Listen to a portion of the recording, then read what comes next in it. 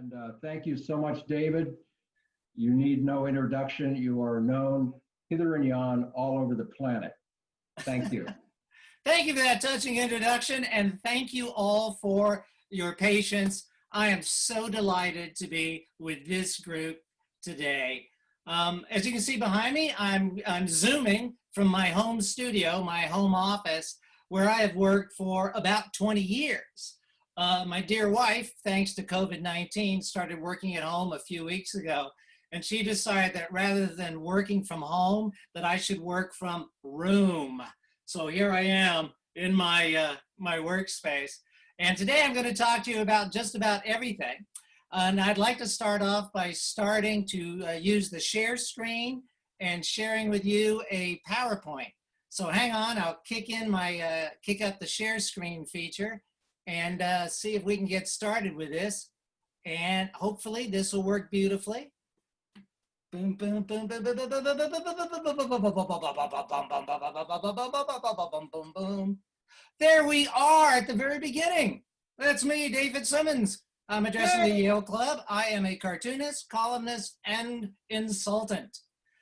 And I think this is the best description of what I do. This is an unedited letter from an angry reader. You're partisan, biased, and unfair. And that's absolutely true. All cartoonists and commentators, subjective journalists, are partisan, biased, and unfair.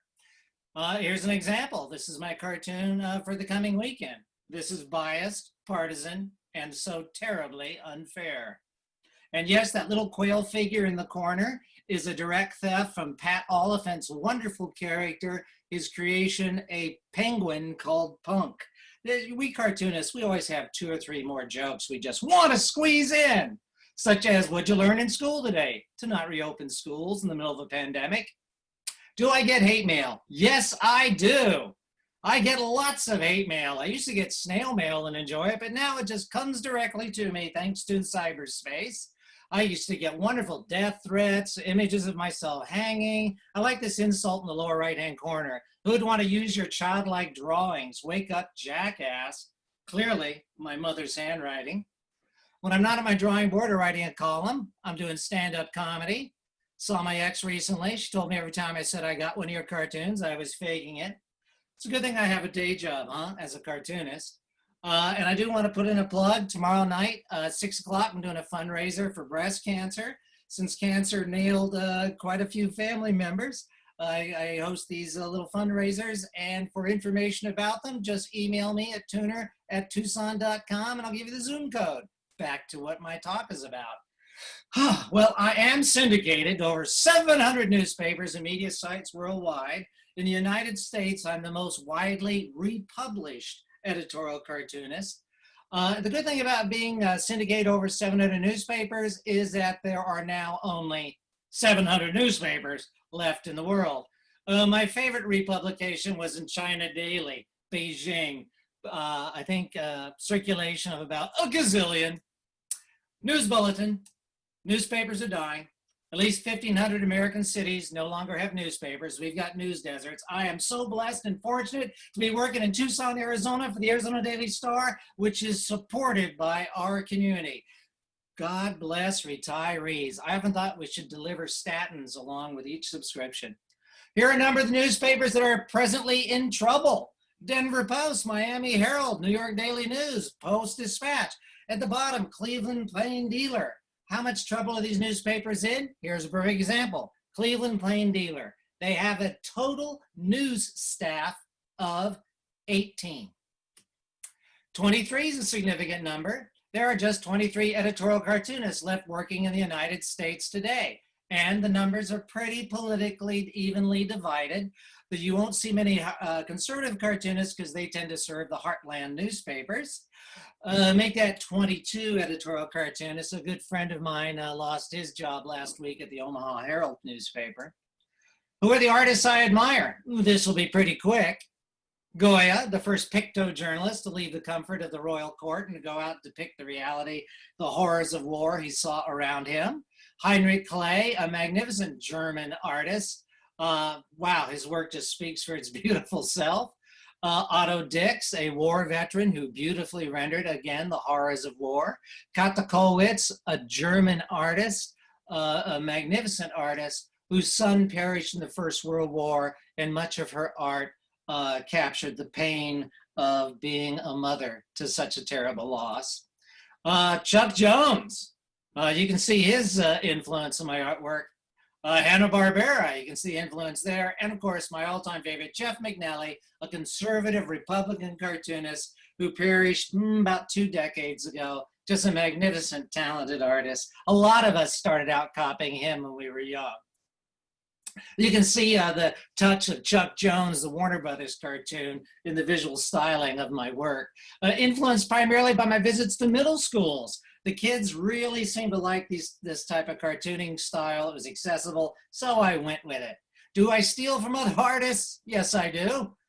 Here's a case in point. I did steal from Pablo Picasso to make a point about what I thought was Iraq's, the disastrous decision to invade Iraq. And here's the President of the United States, George Bush, who is an amateur artist, and I'm sure this is the masterpiece he would have rendered if he could. How do we cartoonists get away with such theft of other cartoonists' creative ideas, as I did here, with stealing Charles Schultz's image of Linus to convey my thoughts? Well, we simply apologize in advance. Lower right-hand corner, apologies to Schultz. So far, I have evaded lawsuits of copyright nature using this technique. Shame on me. 2020, readers react to ink on paper, pixels on screen. George Floyd. This is a cartoon I rendered in response to the George Floyd incident. I think it's pretty self-explanatory. It's pretty evident what's going on here. All the way to the officer from Minneapolis, whom I depicted here with his neck on George Floyd. Well, this cartoon, of course, being a criticism of police behaviors, was controversial, particularly beginning in Wiley, Texas, when a student took the cartoon assignment home from the classroom to mom and dad, who got upset. Next thing you know, Governor Greg Abbott calls for an investigation, wants the teachers fired who used my cartoon, claimed I was comparing police to the KKK, and these poor teachers were just raked over the coals. And then the National Fraternal Order of Police got involved, characterizing my cartoon as comparing police officers to slave owners. It was ironic the day I read this tweet from Joe Gamaldi, the VP of the National Fraternal Order of Police, that Mr. Blake was shot in the back 7 times. The National Coalition Against Censorship got involved, and oh, I love these kind of controversies. They draw attention to the cartoon. So if you're upset by a cartoon, thank you.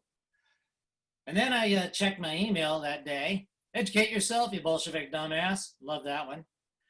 And I got these type of letters. You see a little butt hurt, you can't spew your leftist idiocy. I like the one on the bottom. Here you go again. For the love of God, shut up. No one wants your opinion. That's my editor.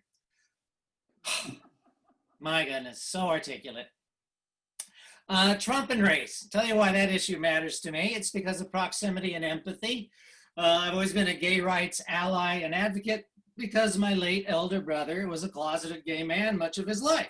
So being near his struggles, I was very empathetic. Same thing is true for issues of race. And this here is the reason why, because of these people, my daughter and her beautiful husband, and my 3 beautiful mixed race grandchildren, and their stories of the 4 occasions in Phoenix, Arizona, when they, both of them well-paid computer security professionals, were out in public and harassed by white racists who insulted them in front of my grandchildren. Tell me words do not matter. Yes, the President of the United States has lifted the rock, in my opinion. Well, let's talk about ink on paper, which is my primary love. Not every Trump supporter is a racist. Here's an example of my ink on paper. Well, that is true. Not every Trump supporter is a racist, but every racist is a Trump supporter. I wonder why. This cartoon, of course, is an exaggeration. We use hyperbole to get our points across, to jar readers into paying attention to the essential message that we're peddling. Here's one of the responses I got. Am I a racist, you jackass? You got a toilet paper rag of a paper? You've seen your day. Soon you'll be a dinosaur. This is the sentiment I get quite often from the right. They can't wait to see the death of the mainstream media and the rise of Fox, OAN, and Breitbart.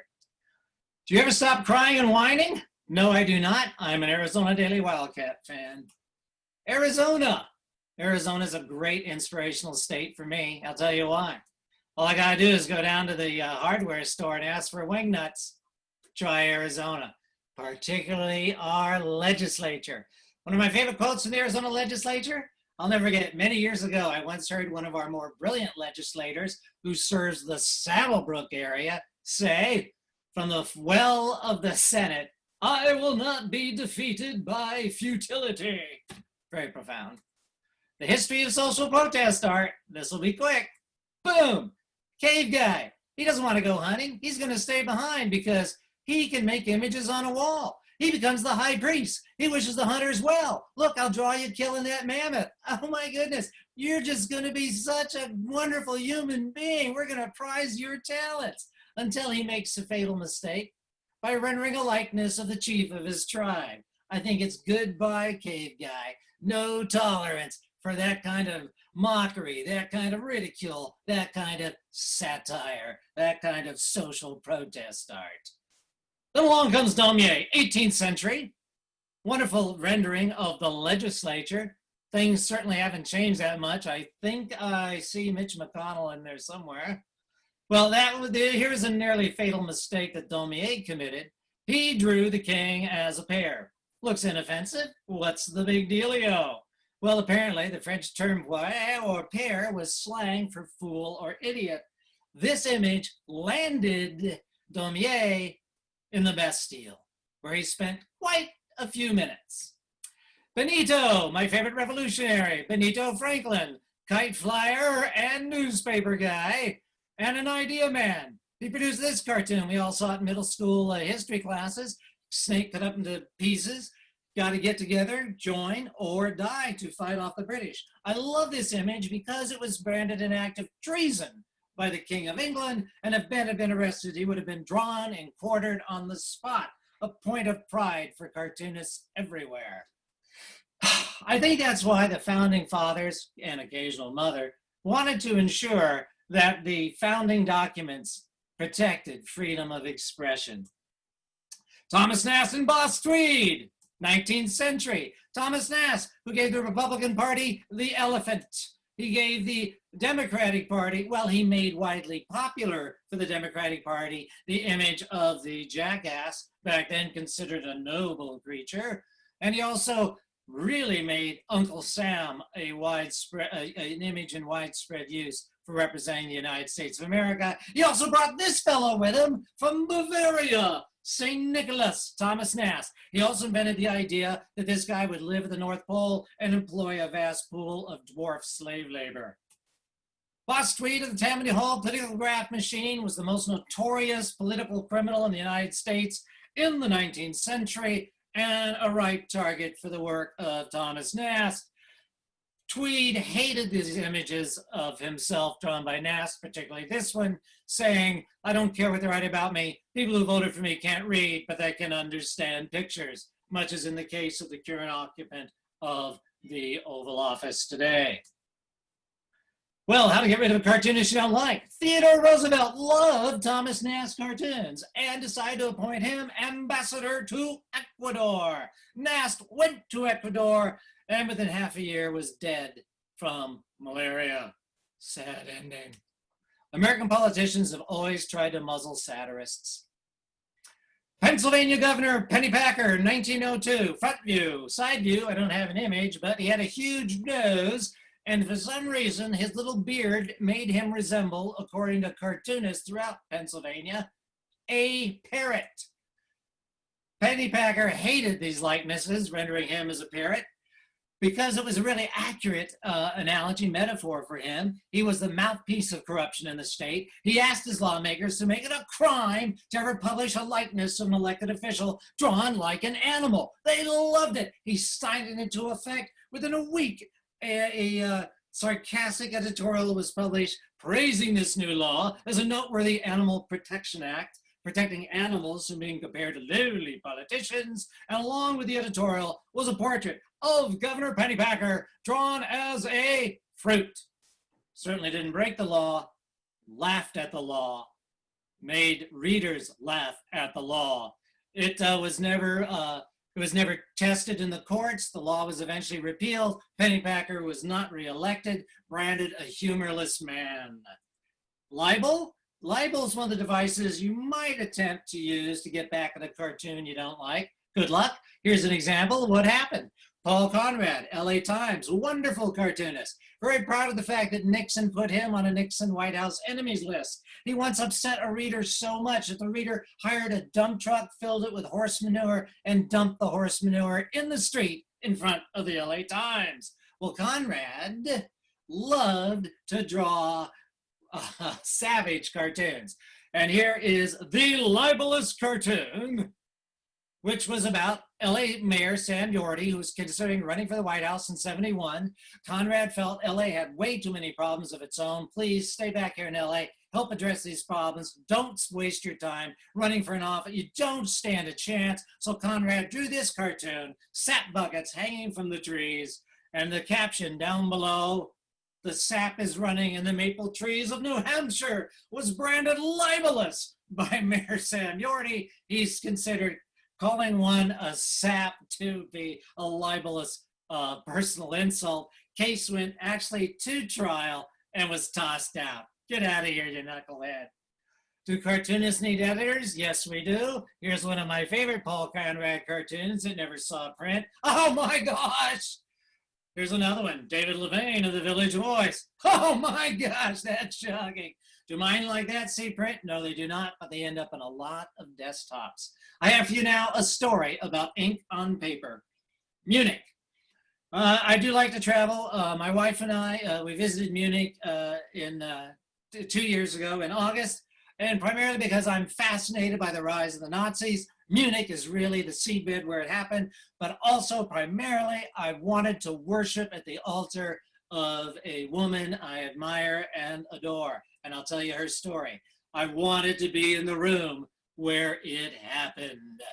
It was in the University of Munich when Sophie Scholl, aged 21 in 1943, she was a student, wanted to be a kindergarten teacher, and she was a troublemaker. She was the founder of a dissident group called the White Rose Society. She wrote essays, mimeographed them off, anonymous essays, and distributed them. Essays that were critical of Hitler and the German state, inspired primarily by her brother on her left here, who'd returned from Stalingrad and he told her about the disastrous strategies behind the Stalingrad front. You see on her blouse a little flower, the name of her dissident group, the White Rose Society.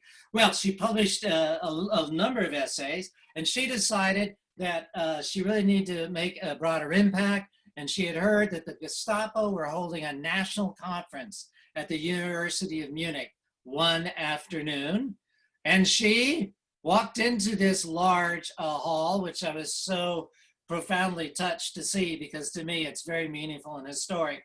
You see the two doors up there on that balcony area.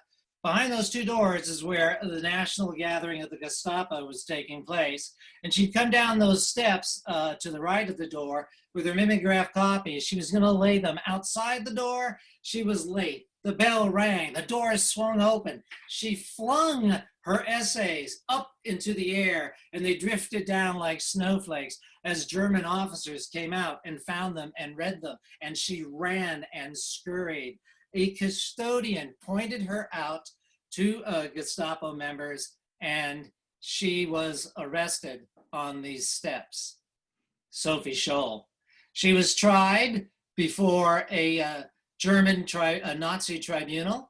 The trial was broadcast on national Nazi radio nationwide.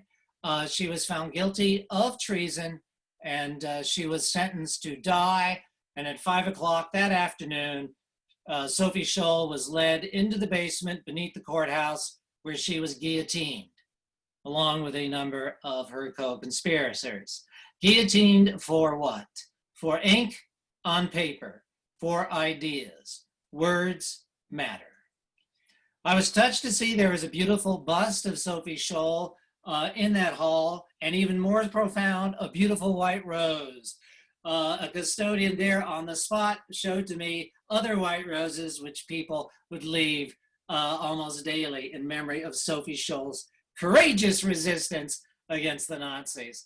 Outside the university, there's a huge fountain, a huge circular driveway, and I saw what I thought was scattered homework, windblown. Munich's a very neat, clean city. What the heck is this litter? And upon closer examination with friends, I noticed it wasn't litter at all. What we were looking at were the writings of Sophie Scholl in bronze and brass, embedded in the cobblestone, the entrance to that university, where it will endure for thousands of years. You can't find any imagery, any evidence of the rule of the Nazis from the 30s and 40s in Munich, but her writings will live on. Her writings were smuggled out and printed up by the Allied Supreme Command and airdropped all over Germany, particularly in Munich, in the last year of the war. And here is something equally touching, her death notice, right there. Sophie Scholl, February 22nd, 43. Speaking of the Second World War, let's story about a kid from Phoenix Union High School, Bill Malden, man who shot his own Jeep and won a Pulitzer Prize for drawing these cartoons about his fellow warriors. The generals did not like his cartoons because he quite often criticized his own officers in the army. And in fact, his editor was not at all pleased, called him in for a meeting. General George S. Blood and Guts Patton, and criticized him and asked him, do you think your cartoons would be welcome in the German army or the Russian army? To which brave young Malden responded, isn't that the point, General? Isn't that the point? Malden's most famous cartoon ran on November 23rd. Some of you may remember this one. The death of JFK, beautifully summarized. Sometimes a picture is worth 1,000 tears. Theodore Geisel, some of you might know this fellow, right? Political cartoonist. What? Yep, Dr. Seuss. Cages cost money.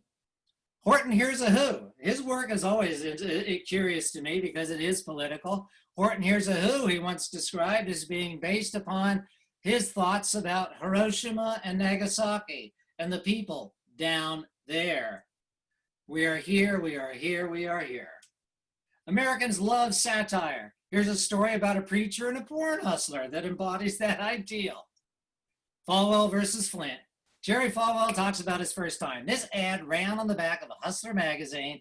Vile, stupid satire, horrible, mediocre satire. Falwell's lawyer said, we're going to sue Larry Flint, not for libel. We're going to sue him for causing you emotional stress for $1 gazillion.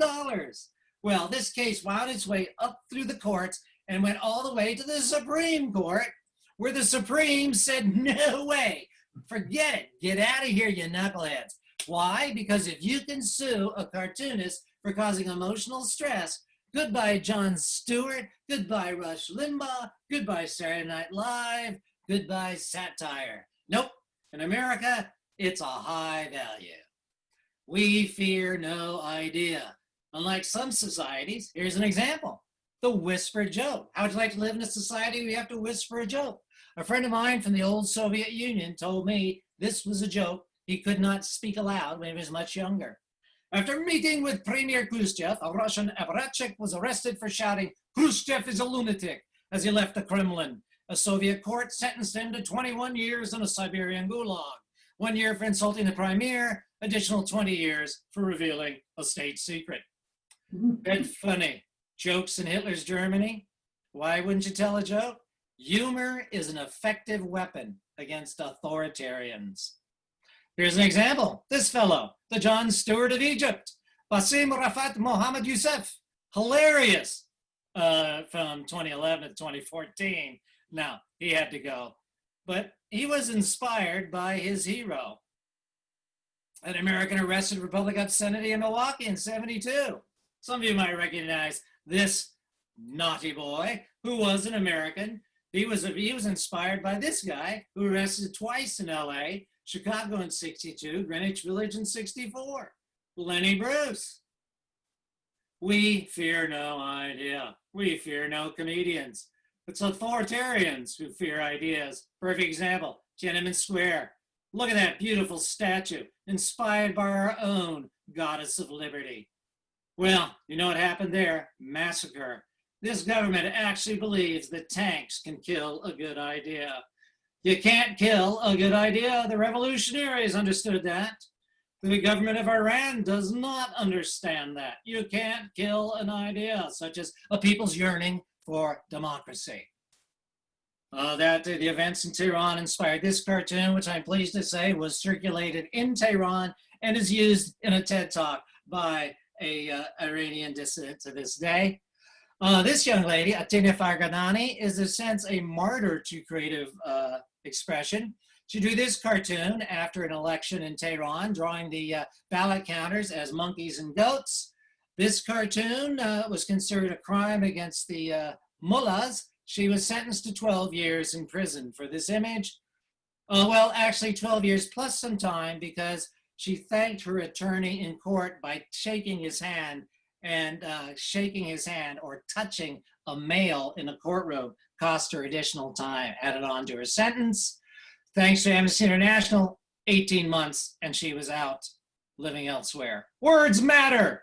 Jamal Ahmad Khashoggi, like this wonderful man. What a pleasant face. Brilliant writer. Words matter. You're right. Journalists are the enemy of the people. I wonder who said that. The press is the enemy of the people. How reassuring to hear from the leader of the free world. It's pretty much okay to do what you want with journalists because, hey, they're the enemy of the people. Here's a story about an enemy of the people. Ali Farazat, cartoonist, Syria, drew cartoons about Assad. Clever cartoon. Clever cartoon about how under the guise of nationalism, corruption would flourish. Assad did not like these cartoons, and he sent goons out to Ali's home, and the goons, using large cement blocks, crushed his hands. This is from a hospital outside of Syria. He was smuggled out and cared for. And within 2 days, Ali had recovered sufficiently to render a self-portrait and tweet it out to the world. His response to the government of Assad. I like this cartoon. I think this represents the hunger within all of us, the resistance to any authoritarian who would dare to squelch an idea. Mexico City. I attended a conference about threats to journalists and cartoonists. And this is a beautiful work of art. Plus my cartoons were displayed at this magnificent museum in Mexico City. My cartoons about suffering along the border. There we go. And I got to meet other cartoonists. Pedro Molina, lower left, from Nicaragua. I point him out to you because he was not allowed to return to Nicaragua after attending this conference. Nadia Chiari, lower right, very heroic. She was one of the leaders of the Arab Spring Revolution, and she did it through a cartoon cat that she drew in her comic strip.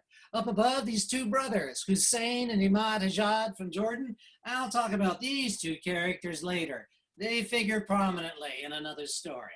Nadia Chiari, lower right-hand corner. Here is an example of her cat character called Willis. Look at that, inspired by the American iconography of Rosie the Riveter.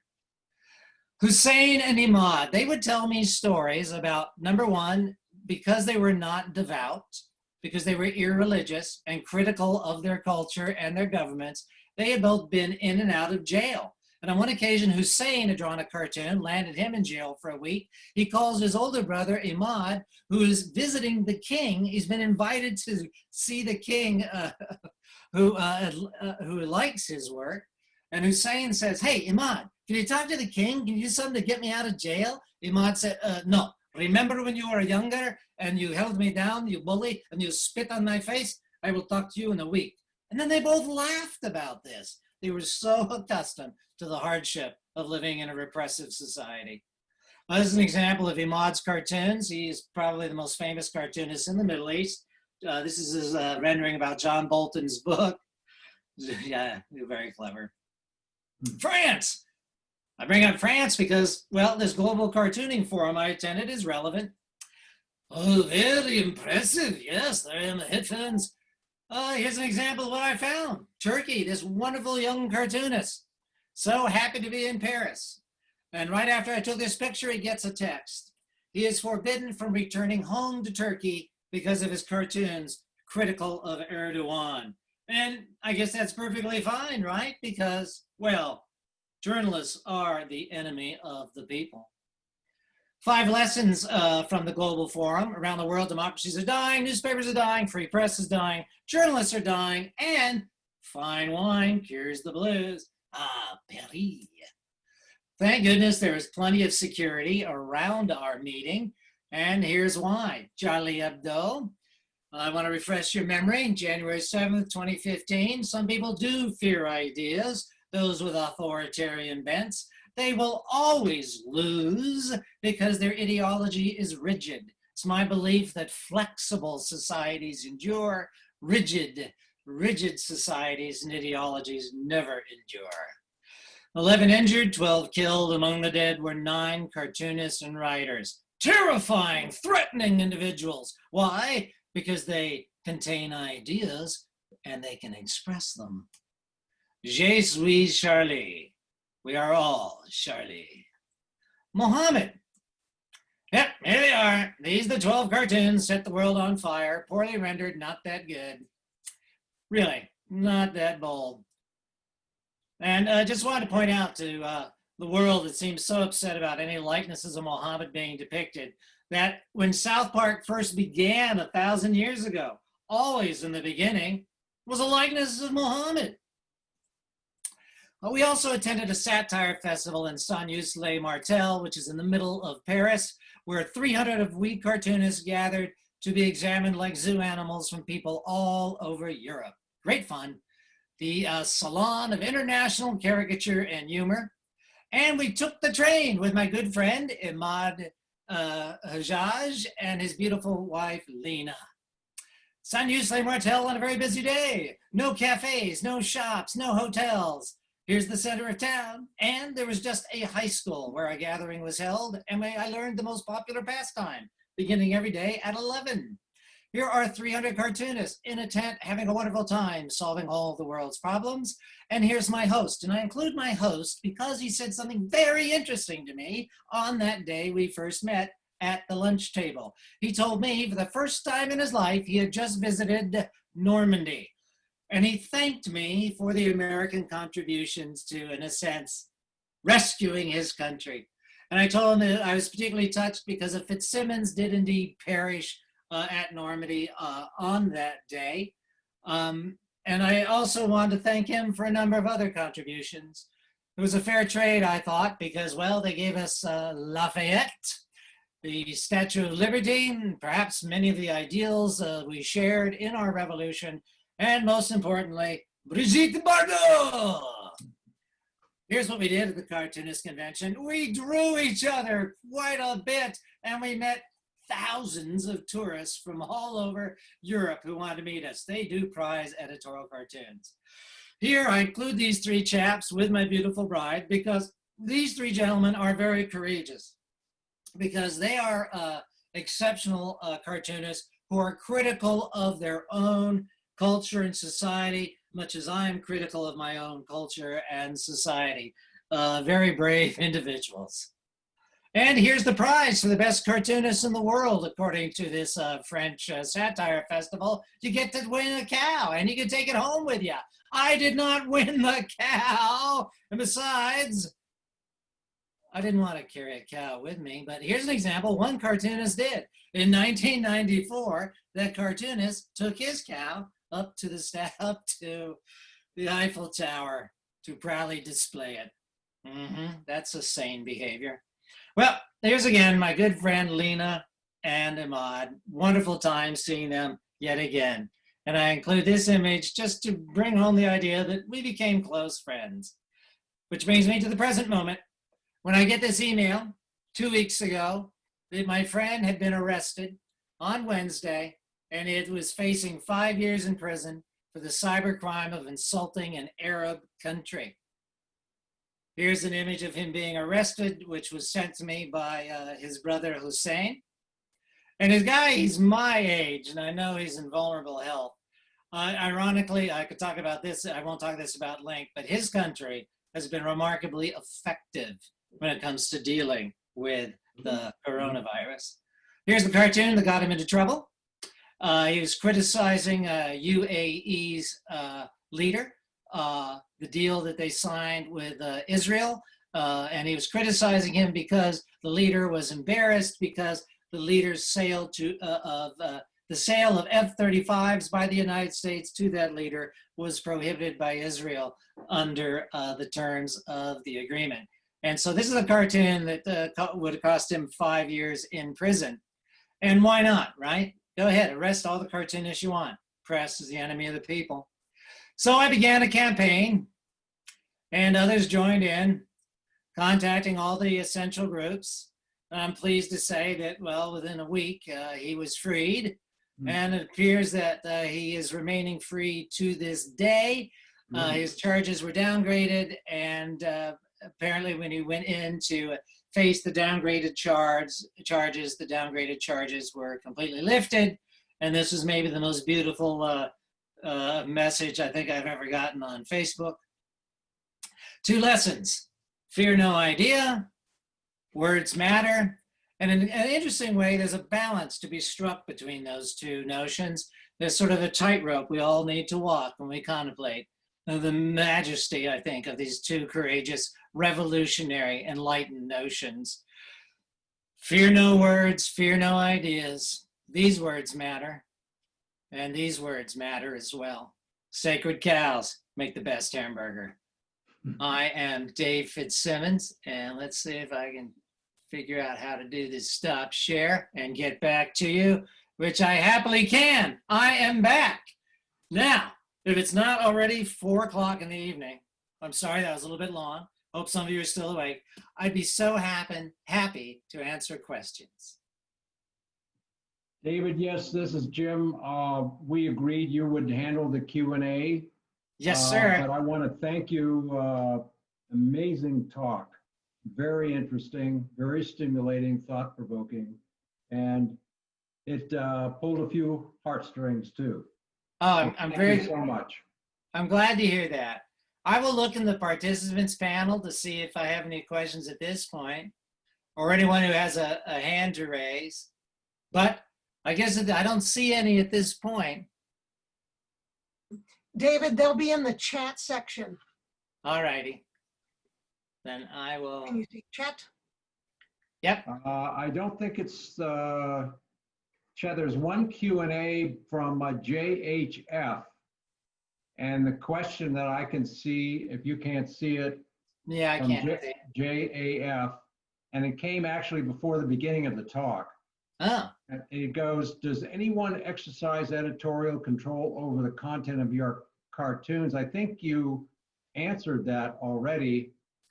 But we'll go ahead and see if you would want to respond again. Yeah, I'd be happy to answer that question. That's a very good question. Oh, and I actually found out how to access the Q&A. Thank you. Okay, Thanks good. for You got it. All right. Yeah. Take it away. Does anyone excited? Yes, I am so fortunate that I have a wonderful editorial page editor because she's saved this cartoonist's tale from time to time with expert editing in terms of misspelling or simple errors of fact in a cartoon. I'm rather blessed in that I'm never edited for the political opinion in my cartoons. And I think that's because of 2 fundamental reasons. The silver hair, maybe it's because I'm 65 and I'm considered a Solon in the industry, but also I've been doing it for over 40 years. I do tend to self-censor myself. Also, if my editor doesn't like the cartoon, I will send it on to the syndicate, and then other newspaper editors can decide whether or not to run the cartoon. And there have been rare occasions where I might say to my editor, well, you know, I remember you felt uneasy with that language in the cartoon, but It was perfectly fine, according to the Denver Post or the Washington Post. They ran it. But in the past, when I first began, I want to tell you a story about a wonderful editorial page editor. I'll make this as quickly as possible. First editorial page editor who ever hired me was a good friend, very conservative Republican, Tony Snow. Went on to become press secretary to President of the United States, George Bush. We remained friends throughout. We disagreed on everything. We quarreled endlessly. We would end every day by hitting the bar and having a wonderful time. It was a curious age when people who differed could remain civil and best of friends. And he's the guy who gave me my break, and he would never edit me for content, even if my cartoons were vicious about his ideology. And here's where I'll close on that question. He had a wonderful response to angry readers. He would say to them, "Thank you for sharing your views. However, I remain confident that our constitutional democratic republic will endure our petty differences." I love it. Profound. Next question. Hi, Gene McLean, my favorite Yalie. Do I feel the current administration has affected the intolerance of cartoonists? You know, you take that two ways. Are cartoonists intolerant, or is there a general intolerance for cartoonists? First, yes, there is a general intolerance for cartoonists. My syndicate guy tells me that anti-Trump cartoons, well, political cartoons, are not being purchased like they used to be by newspaper editors around the country. They are afraid of the controversy that these cartoons generate. And also the level of vitriol, which in my 40 years, I have seen it increase and increase to where now the vitriol is just like, let's just cut to the death threats. We'll just get right to it. On the other hand, I will say that cartoonists like myself have grown less tolerant of our critics, and we've been pushed into being more savage in our own satire. I know I have. I began my political career as a political moderate, a boring centrist. You know, I come from a military family. I was sort of a hawk on social issues, liberal, but economic issues, very conservative. But that changed. That changed because of 30 years of getting this hate mail that just would blow my hair back with disbelief in what I was hearing, you know. And what we see and hear today is the result of that 30-year march towards a kind of madness. Anonymous attendee. Usually folks on both sides of an issue say and do stupid things. A lot of satirists focus on one side. Why is that? That's a wonderful question. I'll tell you why. Here's how I answer it. Ask that same question of Rush Limbaugh. Hey, Rush, a lot of people seem to focus on one side. Why is that? Well, it is because most commentators are in fact partisan. You know, if you would not be interested in a commentator who presented both sides. On the other hand, that would be a drowsy, sleepy, uninteresting opinion.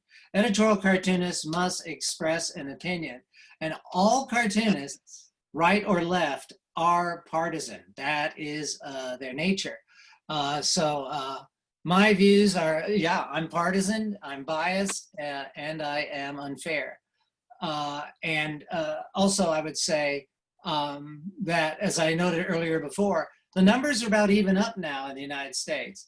You may not see as many conservative cartoonists because rural newspapers, rural areas, liberal cartoonists, large cities, liberal areas. Phil Gilmer, wonderful question. This is how in the heck did we end up here? This is the last question, I think. How did we end up here? Wow, okay. I know it's 1 o'clock. I think I have time. I'm gonna try to answer this question. Now, this is my political theory. I have no qualifications to be espousing political theories, but here we go. Okay, Barry Goldwater gets creamed. Richard Nixon gets creamed.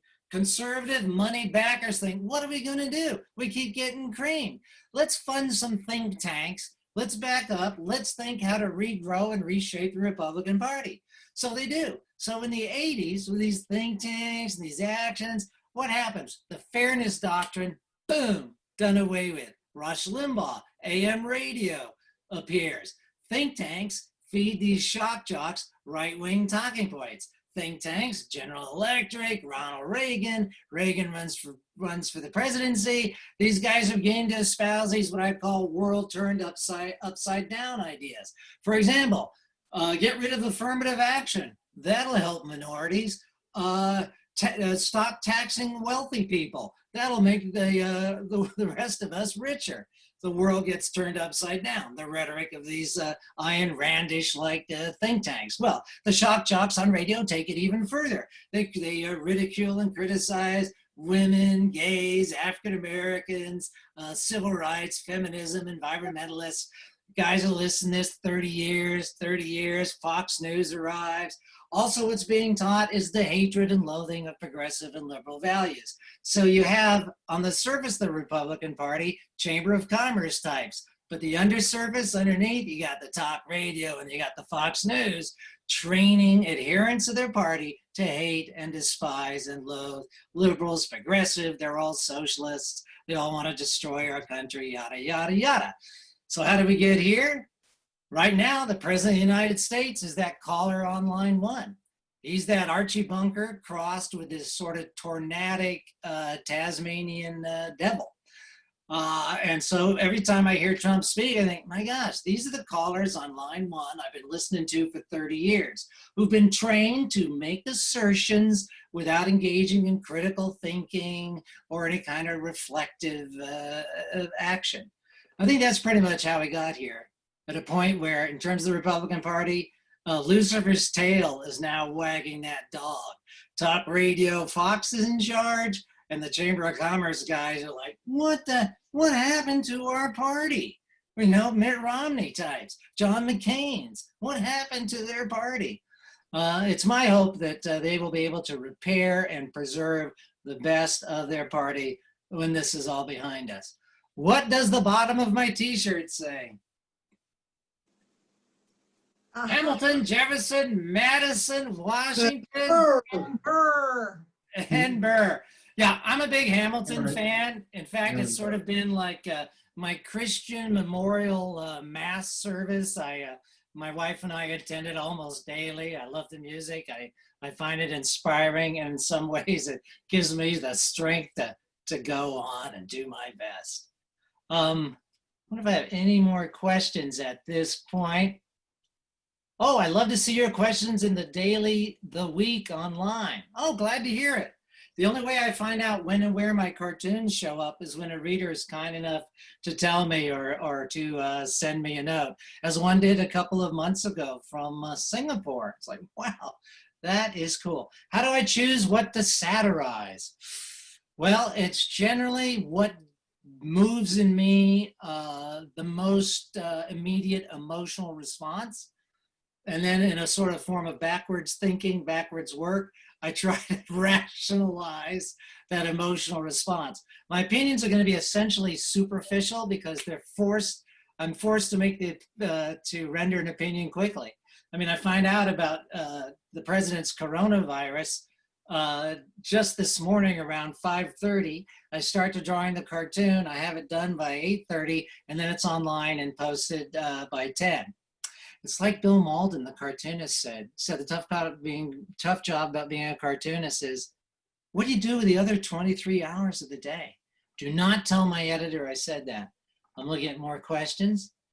Since newspapers are dying, how can the future of editorial cartoons be ensured?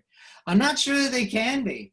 When I talk to young cartoonists, I encourage them to start making memes, because that seems to be the new method of that seems to be the new form of social protest art, unless you're in Mexico or France where editorial cartoons are highly valued. But I was told even by the young cartoonists there that that's not the case as well. Editorial cartoonists, we practice a 17th century medium, and we're sort of suffering the fate of print newspapers, which I love, of course. Being a 17th century medium, it's like, I think the horseless carriage is finally overtaking we horses. Would I be able to draw a good cartoon from the right-wing political point of view? I couldn't. It would hurt me too much. It would cause me physical pain. I would cramp up. It would just hurt me too physically much. Do I produce more projects around elections, or is it a steady pace? That's a pretty good question. Maybe I'll close with that one. Yes, I'm constantly working on other projects. I just finished a book with Dr. Marilyn Hines, which she's written about aging, a wonderful book about a visit to a fictional place called Geriatrica. I'm producing the Titters comedy show tonight. And in the past, I hope some of you have heard of the Arroyo Cafe radio show, and you had an opportunity to attend that as a fundraiser as well. And I essentially do these fundraisers born out of a strong sense of guilt. Let's see, do we have any more? Oh yes, I think we have one more Q&A question. Do we? Oh, I have a note. It says, awesome and thanks. Well, thank you, everyone. I am going to say that ends my long-winded, oh, 2 participants have raised their hands. All right, where are you? I don't know. Do you see any raised hands out there? I do not. Let's see.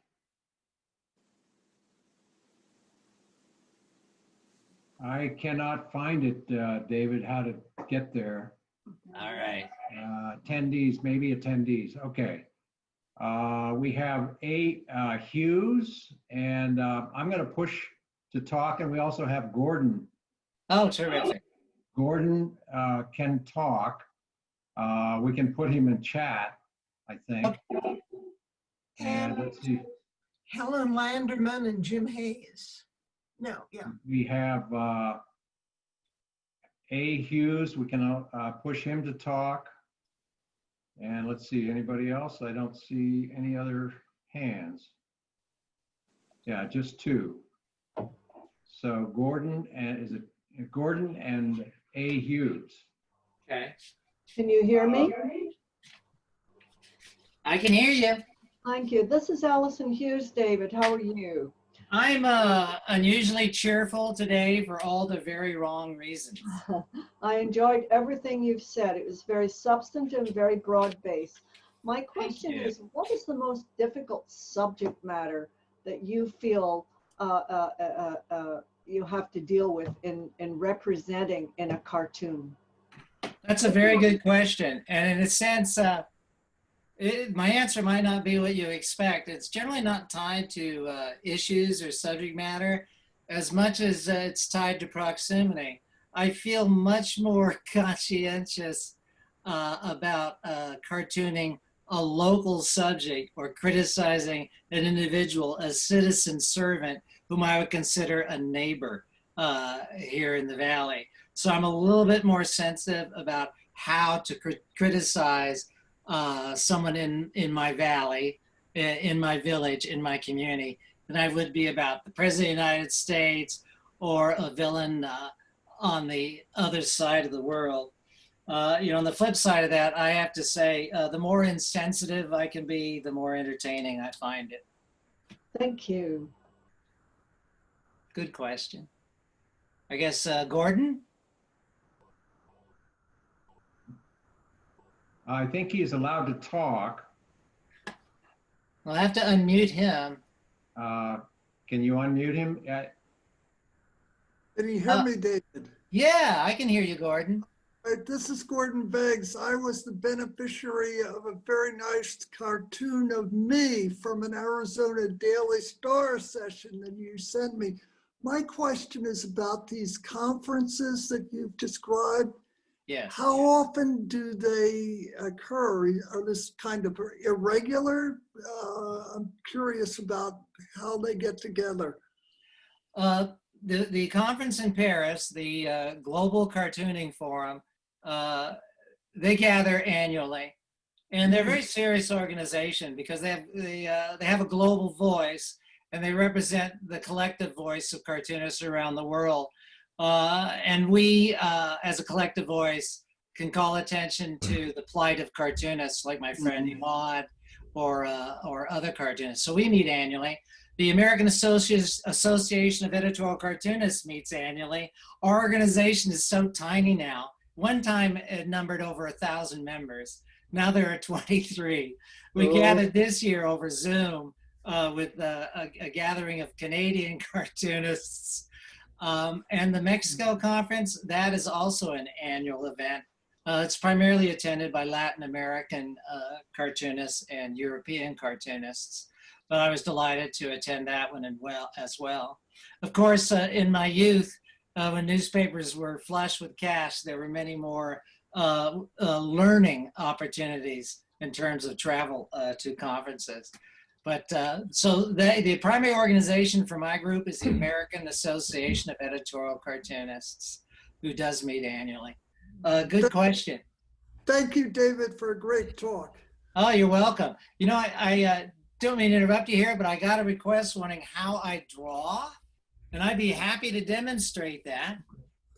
In fact, this might be a good way to wrap it up. I draw on typing paper, and rather than using fancy quill pens, I use what a Japanese anime pen, Pentel sign painter pens. I like the calligraphic kind of feel to them. And I'll show you how I do a caricature. I generally start with the hair. I don't know why, it's just my habit. And we'll do this fellow here. See if this becomes familiar to you. Hair like a banana, strange. Interesting part in the back. Boom, boom. Yeah. Now, I'm pretty accustomed to drawing a face after 65, well, 65, I've been drawing, we'll say since about age 10. So I really don't have to use the skeletal structure like I used to. I love that hair. What adult man. Well, oh well, never mind. Boom, boom, boom. As you can see here, it is sort of that exaggerated Hanna-Barbera approach.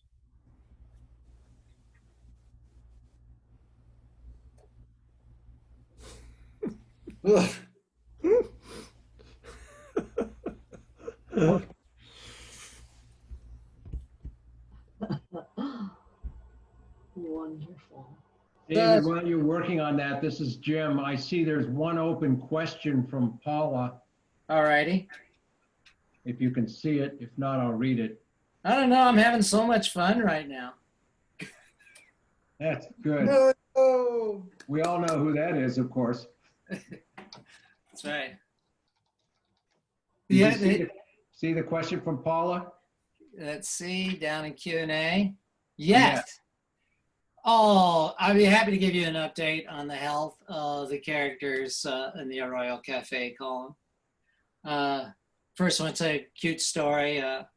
When I began writing about them again, I got more than one email from folks who thought the characters were real and very concerned about their well-being. And one fellow wanted to know where the Royal Cafe was so he could support the restaurant, which was very touching and very heartening, the kindness of strangers.